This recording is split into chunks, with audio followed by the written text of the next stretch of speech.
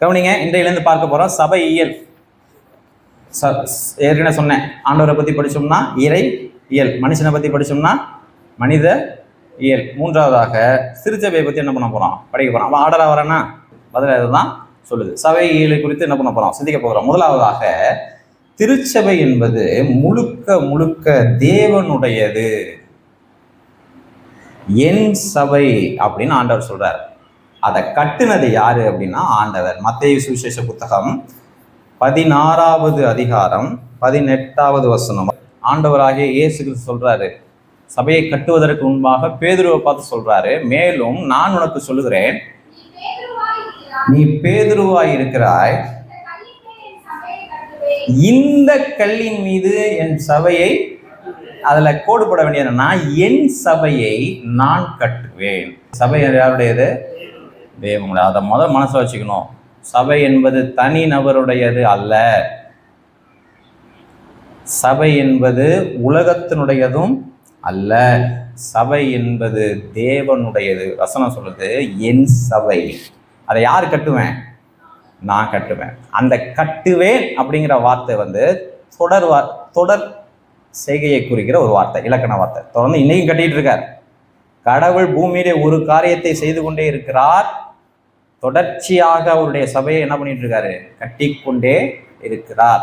கட்டுதல் அப்படின்னா என்னன்னா, என் சபையை என்னை போலவே மாற்றுவேன். கிறிஸ்டியன் மெச்சூரிட்டிக்குள்ள நான் கொண்டு போவேன். ரட்சிக்கப்படும் பொழுது அவங்க அப்படி இப்படி இருப்பாங்க, ஆனா என்னை போலவே நான் என்ன பண்ணுவேன்? கொண்டு போவேன். என்னை போலவே கட்டுவேன். கட்டுவேன் என்று சொன்னால் தரத்தை உயர்த்துவேன், சுவாபங்களை உயர்த்துவேன். பில்டிங் ஈச்சதர் அப்படின்னு வாசிக்கிறோம் இல்லையா? ஆளை மாத்திக்கிட்டே வருவேன், மேல மேல கட்டுவேன் அப்படிங்கிறார். ரெண்டாவது எடிஃபிகேஷன், அவர்களை பக்தி விருத்தி அடைய செய்வேன். அவர்களுடைய பக்திக்குரிய வாழ்க்கையை கூட்டிக் கொண்டே போவேன். அதுதான் கட்டுவது. 1 2 3 4 5 6 இப்படி கட்டிக்கொண்டே போவது. அப்படியே உயர்த்தி உயர்த்தி என்ன பண்ணுவேன்? கட்டிக்கொண்டே இருப்பேன். திருச்சபைக்கு வருவர்களுடைய குணநலனை கட்டுவேன். திருச்சபைக்கு வருவர்களுடைய அர்ப்பணத்தை கட்டுவேன். திருச்சபைக்கு வருவர்களுடைய வைராக்கியத்தை கட்டுவேன். அப்ப சபைக்கு வந்தா எது மாறும்? ஆண்டவர் என் வாழ்க்கையிலே என்னை தேவன் கட்டி கொண்டிருக்கிறார் அப்படின்னா என்ன அர்த்தம்னா, என்னுடைய வாழ்க்கையை அவருடைய எதிர்பார்ப்பின்படி கட்டிக்கிட்டே இருக்கிறார். அப்ப தேவனுடைய சபை. முதலாவதாக சபை என்பது தேவனுடைய சபை. சர்ச்சைக்கு வாங்க, தொடர்ச்சியா வாங்க அப்படின்னா என்ன சொல்ல வரோம் அப்படின்னா, அது தேவனுடைய சபை. ஆராதனையில பங்கு பெறுங்க. அந்த அழைப்பு என்னுடைய சபைக்கான அழைப்பு அல்ல, தேவனுடைய சபைக்கு யார் அழைப்பு விடுக்கிறேன்? நான் அழைப்பு விடுக்கிறேன். சரி, தேவனுடைய சபைக்கு நீங்க ஏன் அழைப்பு கொடுக்குறீங்க அப்படின்னா பார்ப்போம். ஸ்டெப் பை ஸ்டெப்பா பார்ப்போம். முதலாவது இப்போ கற்றுக்கொள்ள வேண்டியது தேவனுடைய சபை. வேற எதையும் பார்த்து அப்படி சொல்லியிருக்கிறாரா உலகத்துல? நல்லா யோசிக்கணும். வேற எந்த அமைப்புகளை பார்த்து இது என்னுடையதுன்னு சொல்லியிருக்காரா? அப்படி சொல்லியிருக்காரா? சபை யாருடையது? தேவனுடைய. ரைட். ரெண்டாவது, எது சபை? சபை என்பது இந்த கட்டிடம் அல்ல. முதல்ல நல்லா புரிஞ்சுக்கணும். சபைக்கு வாங்க அப்படிங்கிறது இந்த கட்டடத்திற்குள் தொடர்ச்சியா வாங்க அப்படிங்கிற அர்த்தம் கிடையாது. சபை கூடி வரும் பொழுது நீங்கள் இணைந்து கொள்ளுங்கள் அப்படிங்கிறது தான் அர்த்தம். கவனிங்க, ரோமருக்கு எழுதுகிற நிருபம் 16வது அதிகாரம் 5வது வசனம். இப்ப வீட்டிலே கூடி வருகிற சபை. எத்தனை பேருக்கு புரியுது இந்த லைனு? சபை எங்க கூடுது? வீட்டுல கூடுது. அப்ப சபைன்னு எதை சொல்றாரு? அந்த மக்கள் கூட்டத்தை. சபை என்பது ஒரு மக்கள் கூட்டத்தை குறிக்கிறது. வீட்டிலே கூடி வருகிற சபை. அப்பனா என்ன அர்த்தம்னா, இந்த கட்டடத்துக்கு பேர் ஒண்ணு வைக்கலாம் அப்படின்னா ஹால் அப்படின்னு வைக்கலாமா? இந்த கட்டடம் நீண்டு இருக்குன்னா உலகத்துல என்ன சொல்லுவாங்க? இது ஹால்னு சொல்லுவாங்க, அல்லது கூடம் அப்படின்னு சொல்லலாம். அப்ப ஒரு ஆராதனை கூடத்திலே கூடி வருகிற சபை. சபை என்பது இந்த கட்டிடம் அல்ல, இதற்குள் கூடி வருகிற நான். இப்போ இங்க இறை பிரசன்னம் இருக்கிறது. எப்படி இருக்கிறது? நாம் கூடி வந்ததினால் இந்த இடத்துல இறை பிரசன்னம் இருக்கு. நம்ம இங்கேருந்து கலைஞ்சு போயிட்டோம்னா இறை பிரசன்னமும் கடந்து போய் விடும். ஏன்னா தேவன் யாருக்குள் உள்வாசம் செய்கிறார்? நமக்குள்ளாக உள்வாசம் செய்கிறார். நீங்களே அந்த ஆலயம். அப்ப இது கட்டடம். பைபிள் ரெஃபரன்ஸ் என்ன சொன்னேன்? வீட்டிலே கூடி வருகிற சபை. அப்ப சபை என்பது ஒரு வீட்டில் நான் இப்ப 10 பேர் கூட்டு வந்தோம்னா, கூடி வந்தோம்னா அது என்னது? அது சபை. இப்போ ஒரு கேள்வி வரும், பாஸ்டர் இல்லாம அப்படி கூடி வரலாமா? இந்த ஸ்ட்ரக்சர் எல்லாம் நம்ம கவனிப்போம். ரைட்டா? பிலமோன் 2வது வசனம். பிலமோன் பாருங்க. பிலமோன் அப்படிங்கிறவன் பெரிய செல்வந்தன். பவுல் ஜெயிலில் இருக்காரு. அவன் ரட்சிக்கப்பட்ட உடனே தன்னுடைய வீட்டை சபை நடத்துவதற்காக என்ன பண்றாரு? கொடுக்குறாரு. ஜெயிலிருந்து பவுல் அவருக்கு கடிதம் எழுதுறார். உம்முடைய வீட்டிலே கூடி வருகிற சபைக்கும், எல்லாம் சொல்லுங்க, வீட்டிலே கூடி வருகிற சபை. அப்ப ஒரு மக்கள் கூட்டத்தை தான் இது குறிக்குது. முதல்ல என்ன சொல்றாரு? என் சபையை யாரு கட்டுவேன்? சபை யாருடையது? ஆண்டவர் சொல்றாரு என் சபை. அப்ப அங்க இந்த வசனம் வரும்பொழுது என்ன கேள்வி கேட்டேன்? கடவுள் அழைக்கிறார் என்றால் நீங்க ஏன் அழைப்பு கொடுக்குறீங்க? கடவுள் தான் என் சபைன்னு சொல்றாரு, அப்ப நீங்க ஏன் அழைப்பு கொடுங்க? அந்த கேள்வி கேட்டேன்னா, அப்போஸ்தலர் 2வது அதிகாரம் 47வது வசனம். தேவனை துதித்து ஜனங்கள் எல்லோரிடத்திலும் தயவு பெற்றிருந்தார்கள். எல்லாம் சொல்லுங்க, ரட்சிக்கப்படுகிறவர்களை கோடு போடுங்க, கோடு போடுங்க. கர்த்தர் எல்லாம் சொல்லுங்க, அனுதினமும் எங்க சேர்த்தாரு? சேர்த்தாரா? சேர்த்து கொண்டு வந்தாரா? இன்றைக்கும் அதை செய்து கொண்டிருக்கிறார். அப்படிங்கிறவங்க கையை உயர்த்த முடியுமா? ரட்சிக்கப்பட்டவர்களை சபையில கொண்டு வந்து சேர்க்க முடியுமா முடியாதா? கர்த்தரால. அதை செய்யறது யாரு? இப்போ சபைக்கு வெளியே தேவன் செயல்பட்டார் அப்படிங்கிறத நீங்க திருச்சபை வரலாற்றுல பார்க்கவே முடியாது. சபை தோல்வி உற்றதினாலே, சபையின் ஊழியர்கள் தங்களை வித்து போட்டதினாலே, சபை தன்னுடைய செயலை செய்யாமல் போனதினாலே, இதெல்லாம் சபையினுடைய பின்னடைவா நடந்துச்சு. சபைக்கு வெளியிலே ஒருவர் ரட்சிக்கப்படுகிறார் அப்படின்னு வச்சுக்கொள்வோம். மறுபடியும் சொல்றேன், சபைங்கிறது ஒரு கூட்டமைப்பு. சபைக்கு வெளியே ஒருவர் ரட்சிக்கப்படலாம். நான் சபை கூட்டத்துல ரட்சிக்கப்படல, ஆனா ஒரு கூட்டத்துல ஆண்டவருடைய வார்த்தையை பிரசங்கிச்சாங்க, அதை கேட்டு நான் ரட்சிக்கப்பட்டேன் அப்படின்னா ரைட், அதை ஏத்துக்கிறேன். சபைக்கு வெளியே ஒருவர் ரட்சிக்கப்படலாம், ஆனால் ரட்சிக்கப்பட்ட ஒருவர் சபைக்கு வெளியே இருக்க முடியாது. இல்லைங்கதா? ஏன்னா ரட்சிக்கப்பட்டவர்களை கர்த்தர் எங்க கொண்டு வந்து சேர்க்கிறாரு? சபையிலே சேர்த்து கொண்டு வந்தார். இப்ப ஜனங்கள் திருச்சபையிலே தங்களை இணைத்துக் கொள்வதற்கான 2 தடைகள் நிறைய இருக்கு. அதுல 2 தடைகளை வரலாற்றுல பதிவு செய்யறாங்க. ஒன்று, ஃபியர் ஆஃப் அக்கௌண்டபிலிட்டி. அப்படின்னா என்னன்னா, திருச்சபையிலே என்னை இணைத்துக் கொண்டேன் என்று சொன்னால், திருச்சபையின் அதிகாரத்திற்கு என்னை அர்ப்பணித்தேன் என்று சொன்னால், கண்டிப்பாக என் வாழ்க்கையை குறித்து நான் என்ன பண்ணணும்? கணக்கு கொடுக்கணும். Fear of accountability. ஆகையினாலே ஜனங்கள் தங்களை திருச்சபையிலே இணைத்துக் கொள்வதற்கு என்ன பண்றாங்க? விரும்பல. ஏன்னா என்ன கொடுக்கணும்? கணக்கு. 2வது, டிசையர் ஆஃப் அட்டானமஸ். தன்னிச்சையாக வாழ விரும்புகிறவர்கள்.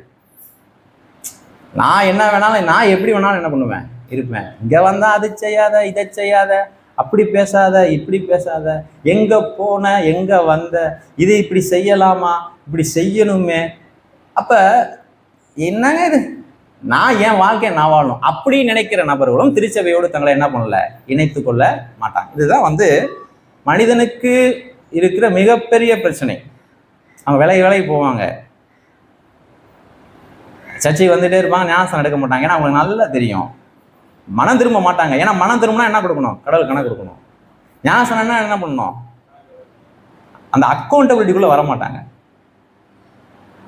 பல பேர் என்ன நினைச்சுக்கிறாங்க, நம்ம ஞானஸ்தானம் எடுத்துட்டா சபையினுடைய மெம்பர், திருவிருந்தில் பங்கு பெறுவதனால நம்ம சபையினுடைய மெம்பர். அப்படி கிடையாது. யார் மெம்பருங்கிறத பைபிள் தெளிவான கைட்லைன் சொல்லுது. யார்? கவனிங்க, சொல்லுங்க. அங்கம். இதுல இருந்து வந்தது தான் அங்கத்தினர். எல்லாம் சொல்லுங்க. உறுப்பு. ஏங்க சொல்லுங்க. ஆறுக நல்ல வார்த்தை தான். உறுப்பு. இதுல இருந்து வந்தது தான் உறுப்பினர். எத்தனை பேருக்கு புரியுது? நான் உறுப்பினர், நான் அங்கத்தினர் அப்படின்னா இதுக்கு வெளியே இருக்குமா? தலைக்கு வெளியே இருக்குமா? தலைக்கு வெளியே ஒரு ஒரு ஒரு உறுப்பு செயல்படுமா? சரீரத்தை இப்போ ஹார்ட் வந்து துடிச்சுக்கிட்டே இருக்கு. என்ன பண்ணுது? ஹார்ட் துடிக்குது. ஹார்ட்டுடைய வேலை என்ன? துடிக்கிறதா? கவனிங்க, ஹார்ட் வந்து ஒரு மோட்டார் மாதிரி அப்படியே துடிச்சுக்கிட்டே இருக்கு. அப்போனா ரத்தத்தை என்ன பண்ணுது? எல்லா சரீரத்துக்கும் அனுப்புது. இது பயாலஜி, இதுவும் ஃப்ரீ. ரத்தத்தை பம்ப் பண்ணி எல்லா இடத்துக்கும் அனுப்புது. அது என்ன சொல்கிறாங்கன்னா, அந்த ஹார்ட்டை தனியாக வெளியே எடுத்து வச்சிட்டோம்னா பல தூரம் பல மோட்டார் சேர்ந்தாலும் அந்த என்ன பண்ண முடியாது, அதை ஈக்குவல் பண்ண முடியாதுங்கிறாங்க. சரி வாங்க, துடிக்குது. இப்போ இது தனியாக துடிச்சு பம்ப் பண்ண முடியுமா? கிட்னி வந்து ஆயிரக்கணக்கான ஃபில்டர், வடிகட்டிகள் இருக்கு. நம்ம சாப்பிட்றத வடிகட்டி தூய்மைப்படுத்தி அனுப்பாட்டி ரத்தம் உறைஞ்சிரும். உறைஞ்ச ரத்தத்தை பம்ப் பண்ண முடியுமா? அப்போ பம்ப் பண்ணி சரியா பம்பிங் நடக்கணும்னா வடிகட்டி என்ன பண்ணணும்? சரியா என்ன பண்ணணும்? அனுப்பணும். அப்போ நரம்புகள் சரியில்லை அப்படின்னா ரத்தம் ஓடுறது எப்படி இருக்காது?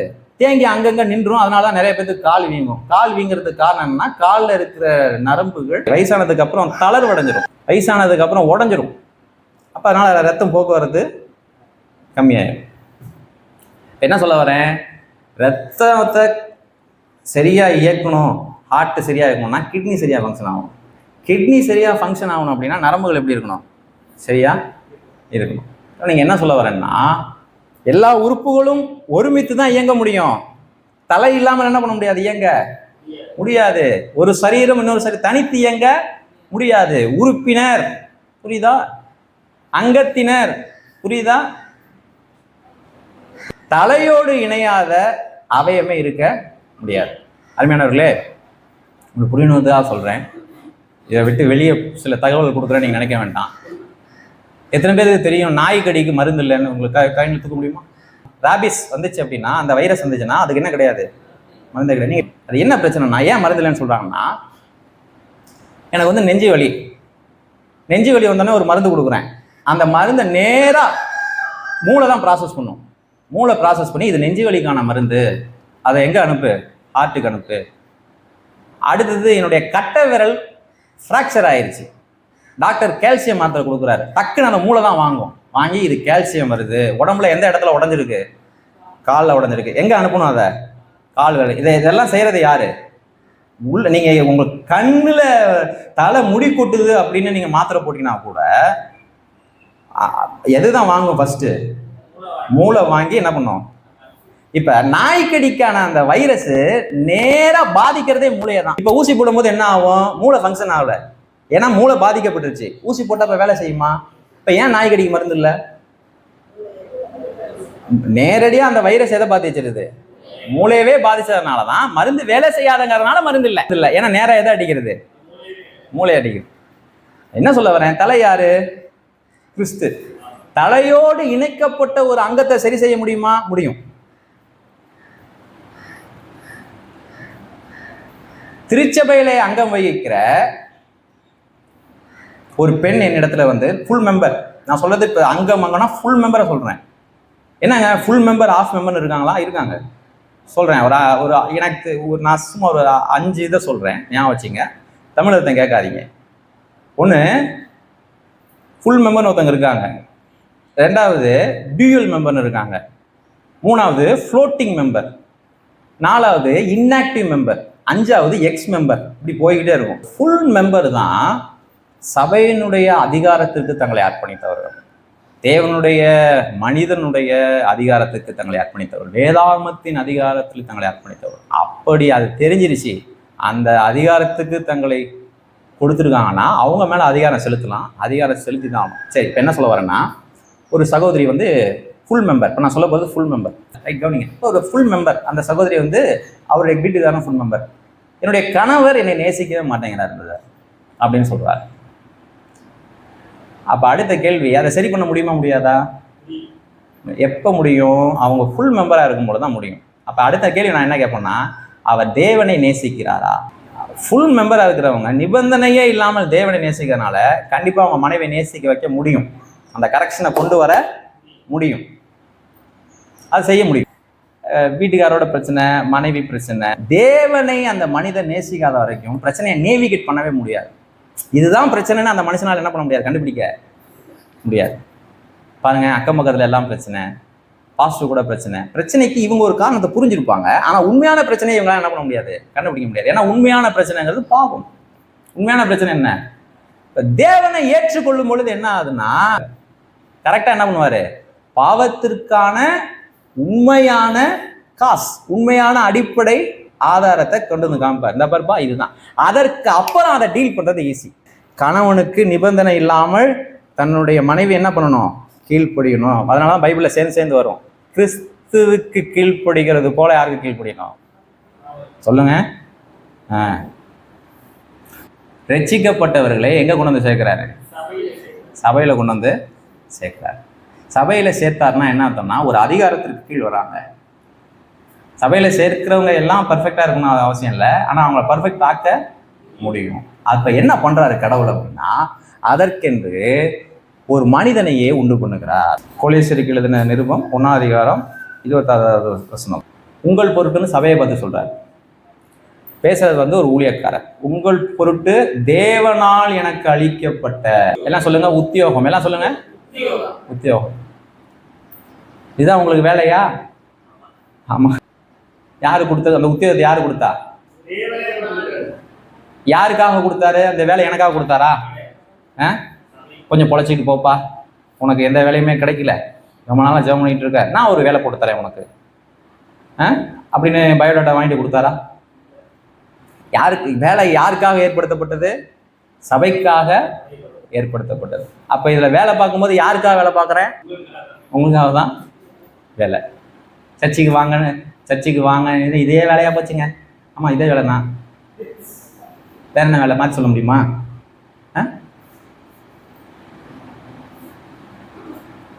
இதே வேலை தான். ஏன்னா உங்க ஊருக்கு போங்கன்னு சொல்றதுக்கு ஆள் இருக்கும், எல்லாத்துக்கும் ஆள் இருக்கும். அது சொல்லிடுவாங்க கரெக்டா. இவருங்க நகை கடையில பாவத்தை பத்தி பேசுவாங்களா? பேச மாட்டாங்க. துணி கடையில பாவத்தை பத்தி பேசுவாங்களா? சிக்கன் கடையில பாவத்தை பத்தி பேசுவாங்களா? பேச மாட்டாங்க. எங்க தான் பேசணும்? இங்க தான் பேசணும். அப்ப இங்கேயும் பேசக்கூடாதுன்னா புரியுதா? அப்ப இந்த உத்தியோகம் யாருக்காக கொடுக்கப்பட்டது? சபைக்காக கொடுக்கப்பட்டது. யாரால் கொடுக்கப்பட்டது? தேவனால். என்ன கேட்க நீ யாரு அப்படின்னா, தேவனால் கொடுக்கப்பட்டது. மெம்பர் அப்படி கேட்க மாட்டாங்க, ஏன்னா அவங்களுக்கு புரியும். அது என்ன கேட்கறதுக்காக தான் ஒருத்தர் யாரால் கொடுக்கப்பட்டிருக்காரு. நாங்க காடுக்கு கணக்கு கொடுப்போம். காடு தாங்க ஏற்படுத்தினாரு. அப்படி கேட்டிருக்கீங்களா? நான் கேட்டிருக்கேன். இது யாருடைய சபை சொல்லுங்க? தேவனுடைய சபை. மேய்ப்பன் குட்டி போடுவானா, ஆடு குட்டி போடுமா? ஆடு தான் குட்டி போடும். ரொம்ப பேருக்கு சர்ச்சில் ரொம்ப பேர் இல்லைன்னா டக்குன்னு யார்கிட்ட கேட்குறாங்க? ஆடு குட்டி போடணும்னா அப்போ மேய்ப்பன் என்ன பண்ணணும்? நல்லா மேய்க்கணும். விளைவு என்னது? மந்தை பெருகும். யார் மூலமா பெருகும்? அப்படிதான் பைபிள்ல இருக்கு. இப்போ திவேசா என்ன கேட்குறாங்க? நீங்க என்ன நினைக்கிறீங்க? சர்ச்சுக்கு நிறைய பேர் வர மாட்டேங்கிறீங்க, நீங்க என்ன நினைக்கிறீங்க? நான் என்ன நினைக்கிறது, நீங்க என்ன நினைக்கிறீங்கதான் சொல்லணும் என்கிட்ட. இப்போ யாரை கேள்வி கேட்கறது? எனக்கு கேட்கக்கூடாதுன்னு இல்லை, நான் தான் சொல்றேன்ல, ஒரு நாள் முழுக்க இதெல்லாம் பண்றேன், நான் சொல்றேன். என்ன சொல்ல வரேன்? நான் தானே நினைச்சிட்டாங்க. வருவோம், பின்னாடி வருவான், ஒவ்வொன்றா இது பண்ணுவான். எனக்கு பொறுப்பு இல்லைன்னு இல்லை. நான் என்ன பண்ணலாம்? நல்லா மேய்க்கலாம். இப்போ என்ன பண்ணணும்? போய் நல்லா சத்தியத்தை அறிஞ்சவங்க, நல்லா மேய்க்கப்பட்டவங்க, அவங்க போய் அதை சொல்லி ஊழியம் செஞ்சு இன்னொருத்தர் என்ன பண்ணணும்? கூட்டிட்டு வரணும். சபையை தேவன் ஆளுகை செய்கிறார். அன்னைக்கும் ஆளுகை செய்கிறார், இன்னைக்கும் ஆளுகை செய்கிறார். என்னைக்கும் மறந்துடக்கூடாது. நான் ஒரு ஊழியக்காரன், தன்னை முன்னிறுத்தி தான் போதிக்கணும்னு வேதம் சொல்லுது.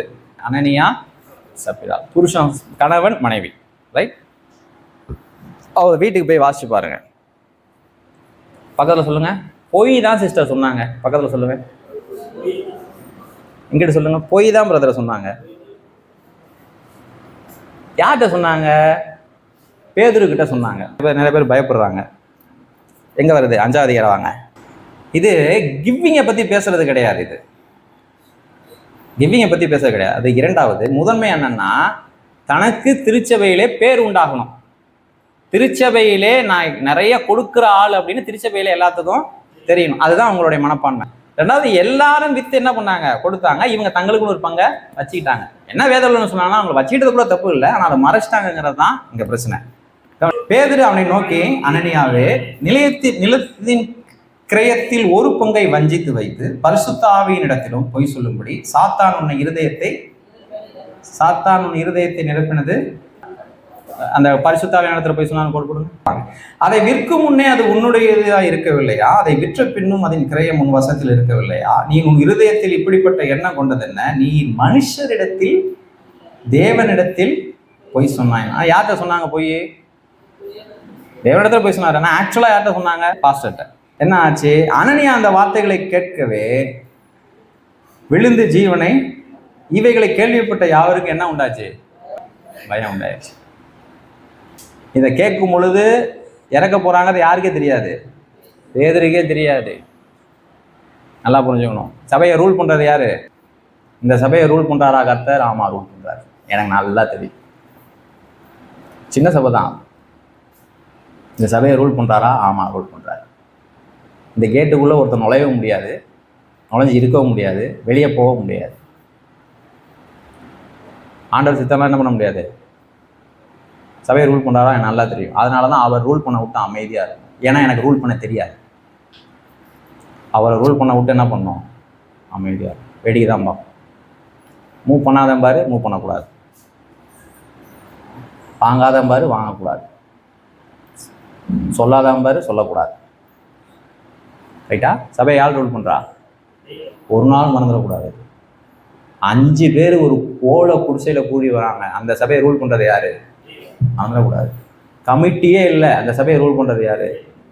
மறந்துடவே கூடாது. உளுந்து செத்துட்டான். வாலிபர் எழுந்து அவனை சேலையில் சுற்றி வெளியே எடுத்துக்கொண்டு போய் என்ன பண்ணாங்க? அடக்கம் பண்ணாங்க. என்ன அர்த்தம்? வாலிபர்கள் சபையில் வந்திருக்காங்க. சபையின் விலை என்ன? அப்போஸ்தலர் நடவடிக்கை புஸ்தகம் 20:28. ஆகையால் உங்களை குறித்தும். யாரை பார்த்து பேசுறாரு இந்த வசனம்? சபையின் மூப்பர்களை பார்த்து பேசுறாரு, ஊழியக்காரங்களை பார்த்து பேசுறாரு. தொலைச்சிருவேன் உன்னை, ஊழியக்காரனை பார்த்து பேசுறாரு. ஊழியக்காரன் திரும்ப முடியுமா? திமிர முடியுமா? என்னங்க இன்னைக்கு என்னென்னமோ பண்ணிட்டு இருக்கேன். அவன் ஊழியக்காரன் கிடையாது. ஒரிஜினலா ஊழியக்காரனா இருந்தானா, அவன் சேட்டை பண்ணானா அப்படி என்ன பண்ண முடியாது, பண்ண முடியாது. தேவனால் என்ன பண்ணுவான்? சிட்சிக்கப்படுவான். அப்படி விட மாட்டாரு.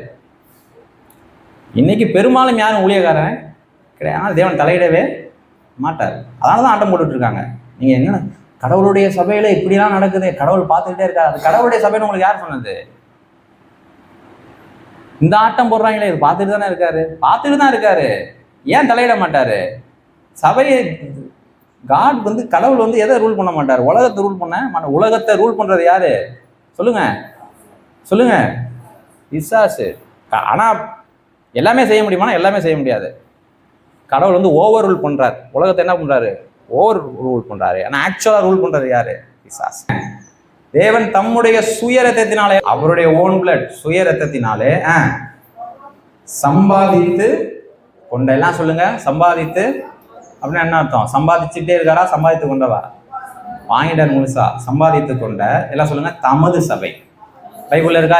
மேய்ப்பதற்கு. சபை யாருடையது? மேய்க்கிறது தான் யாரு வேலை?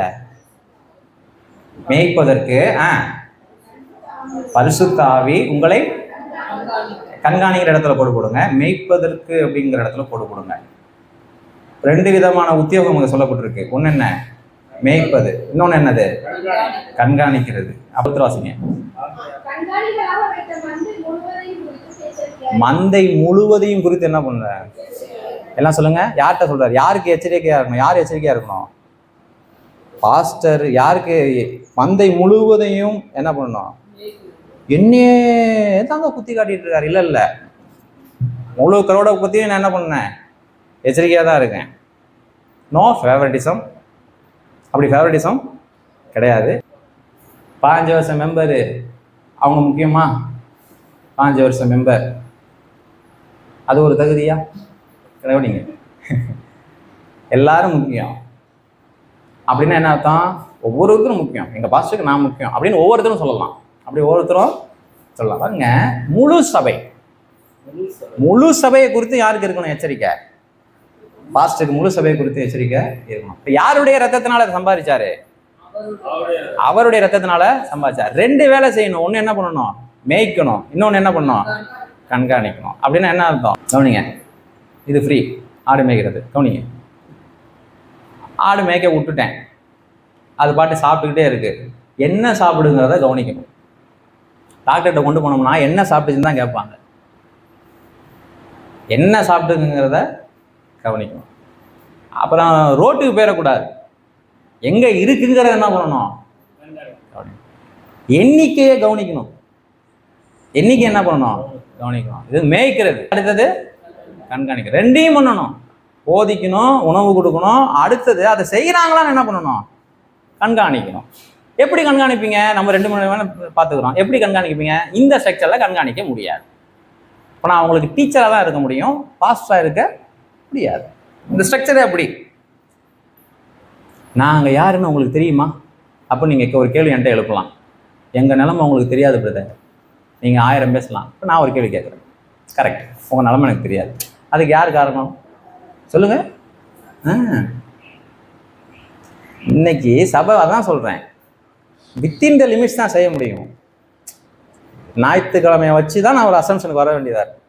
அதனால தான் தப்பாகவும் போகலாம், சரியாகவும் போகலாம். பெண்குயின் கேள்விப்பட்டிருக்கீங்களா? பெண்குயின் அதை சொல்லுங்கள். பெண்குயின் பாலைவனத்தில் வாழுமா, இல்லை உறைந்த பனி இருக்கிற பனி பிரதேசங்களில் வாழுமா? 100 மார்க். 2வது, பெண்குயின்கள் குழுவாகவே வாழுமா, தனியாக வாழுமா? 100 மார்க். இப்போ சப்ஜெக்ட் வரேன். ஏன் குழுவாக மாறுது நான் சொல்லிடுறேன் பதில். அந்த பனி சூழ்ந்த சீதோஷ நிலை இருக்கு இல்லையா, அதில் குழுவாக வாழும் பொழுது தான் ஒரு பெண்குயினுடைய உராய்வு வெப்பத்தை ஏற்படுத்தி அந்த வெப்பமும் உராய்வும் பக்கத்தில் உள்ள பெண்குயினுக்கு கடத்தப்படும். அப்போ இது எல்லாம் சேர்ந்து இருந்தால் தான் ஒரு வெப்பம் ஏற்படும். அந்த வெப்பத்தினால் எல்லாமே பாதுகாப்பாக இருக்கும். இப்போ அது குழுவாக இருக்கிறது ஜீவனுக்கு ஏதுவானது. இப்போ கவனிங்க, பறவை காய்ச்சல் கேள்விப்பட்டீங்களா? அவங்க கை தூக்குங்க, முடிய போகிறேன். பறவை காய்ச்சல் வரும்பொழுது என்ன கும்பலாக என்ன பண்ணுவாங்க? கோழியை போட்டு கொல்லுவாங்க. ஏன்? நாமக்கல்ல பறவை காய்ச்சல் வந்தால் இங்கே சாப்பிடாதாங்களா? ஏன் சாப்பிடாதீங்களா? எத்தனை பேருக்கு அப்படி தெரியுது? நாமக்கல்ல வந்தால் இங்கே அங்கே அப்போ என்னன்னா, அங்கே கோழி ஒன்று வந்தாலும் பரவிடும், ஒன்று வந்தாலும். நாமக்கல்ல பிரச்சனை வந்துச்சுன்னா இங்கே சாப்பிடக்கூடாது. சென்னையில் ஒருத்தன் தப்பாக பேசினான்னா நான் இங்கே பதில் சொல்லணும். எத்தனை புரியுது? இன்ஃபெக்ட் ஆகும். வெளியில் இருக்கிறவன் இன்ஃபெக்ட் பண்ணுவான், அது நம்ம பேசி தான் ஆகணும். இப்போ கவனிங்க, சபை என்பது ஜீவனுக்கு எதுவானதா மரணத்துக்கு எதுவானதா? சொல்லுங்க பாப்போம். ஜீவனத்துக்கு ஏதுவான. நான் போகல நீயும் போவாத, அந்த மாதிரி கேள்விப்பட்டீங்களா? நான் இப்படி செஞ்சுட்டேன் நீயும் இப்படி செஞ்சிடு. இது என்ன செட்டு? இது இந்த கோழி இன்னொரு கோழி என்ன பண்ணிடுச்சு? இன்ஃபெக்ட் ஆயிடுச்சு. பண்ணிட்டு புரியுதா? அந்த மாதிரி இன்ஃபெக்ட் ஆகிட்டு இருக்கீங்களா? அந்த சபையில் ஆகிட்டு இருக்கீங்க, கவனமாக இருக்கு. இப்போ நீங்கள் ஜீவனுக்கு ஏதுவாக ஐக்கியப்படுறீங்களா மரணத்திற்கு ஏதுவாக ஐக்கியப்படுறீங்களாங்கிறத பதில் என்ன? நீ பெண்குயினா கோழியாங்கிறது தான் இருக்கு. புரியுதா? நம்ம 2 பேரும் சேர்ந்து போய் பாஸ்டர் கேட்போம், இந்த அணி செய்கிறதுல எப்படி நல்லவா? நல்ல தானே? ஒரு கூட்டணி இருக்குல்ல, புரியுதா என்ன சொல்ல வரேன்? பெண்குயினா இருந்தோம் என்று சொன்னால் பெண்குயில சேர்றது ஜீவனுக்கு எதுவானதா இருக்கும். உன்னை பார்த்து ஜெபம் பண்ண இன்னொன்று கற்றுக்கும், உன்னை பார்த்து இன்னொன்று ஃபாஸ்டிங் போட கற்றுக்கும், உன்னை பார்த்து இன்னொன்று பைபிள் படிக்கிறத கற்றுக்கும், உன்னை பார்த்து இன்னொன்று வேலை செய்ய சபையில் கற்றுக்கும். நான் செய்யல, ஏன் அவங்க செய்ய மாட்டாங்களா? நீயும் செய்யாத. இதெல்லாம் கோழி, இதெல்லாம் என்னதுங்க? கோழி. கோழி இருக்கும், பெண்குயினும் இருக்கும். பெண்குயின் இருக்குமான்னு எனக்கு தெரியல, ஆனால் கோழிகள் கண்டிப்பாக இருக்கு.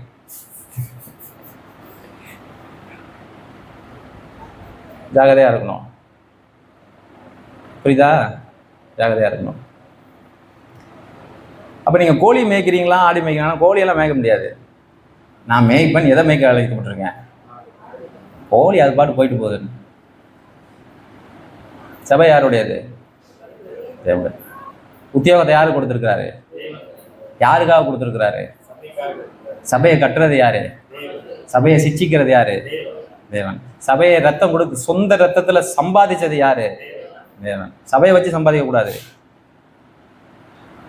புரியுதா? I am clear. புரியுதா?